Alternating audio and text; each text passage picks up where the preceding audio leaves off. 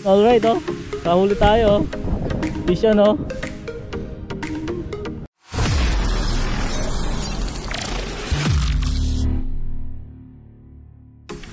Alright mga teknik, good morning.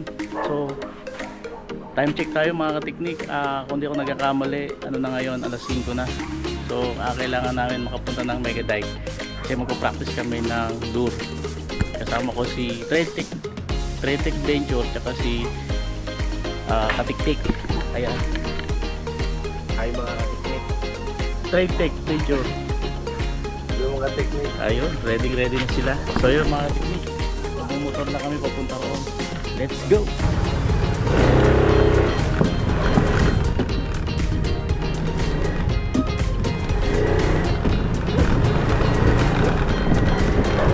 Well, alright, let's go na kami mga kateknik.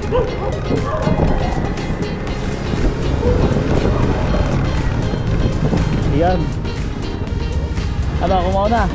Okay.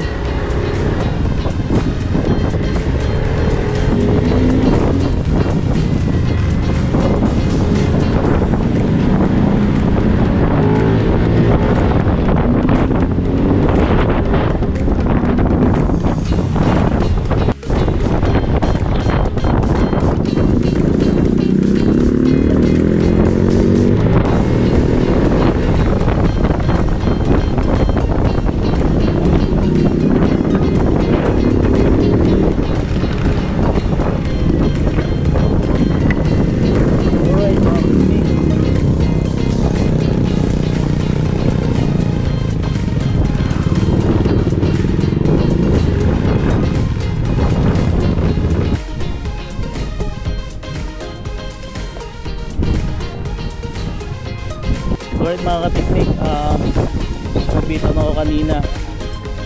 Yung unang hagis ko doon sa popper, kumapit doon. Hindi ko na sobra excited, napalakas yung bato ko. Sumama doon sa puno. Testing ko lang.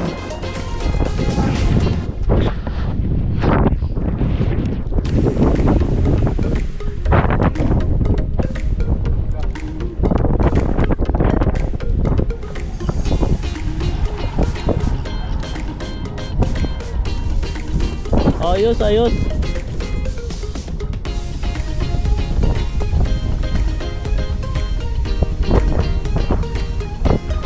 Alright, oh. Kahuli tayo. Fish yan, oh. Saan? Sabi mo Kuya Elmer mo dito. Alright mga kateknik, lipat tayo dito sa may sa may bahay. Ayun, oh, doon sa may bahay mga kateknik. Eh, yung tropa dito nakakahuli na. Nakahuli na sila dyan ng talakito. Laki. Gusto sa ere na to, nakahuli sila. Hindi ko lang nakuha ng video. Sayang mga kateknik. Ayan, dalawa silang coaster. Wala ka na anglers yata sa mga kateknik. Ayan. So yun mga kateknik, try natin magamit muna dito ng ng popper. Kasi dalawang beses na ako nasabitan eh. Try ko muna itong isabit.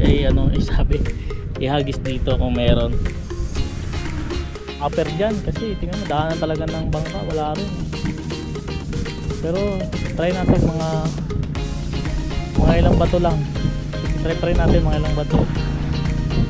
So yung mga tiktik, wala, hindi tayo pwede rito kasi may naduma na bangka, saka wala rin makakuha tong copper natin. Palipat tayo, palitan natin siya ng ng ibang lure. Yun, alright mga tiktik, nadali talaga tayo mga kateknik kasi yung lure natin na ipon ko iwan ko dun sa lagayan, kaya yun donate. Mas maganda na lang siguro kung ginamit ko na lang. Ang nangyari tuloy, iiwan ko sa lagayan, pagbalik namin wala na,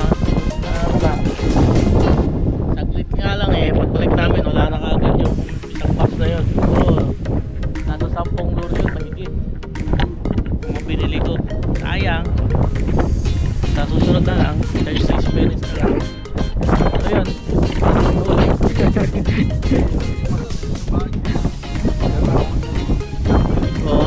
ayun nga, ako dito nag-experience ko sa Mega Dike. Sobrang excited.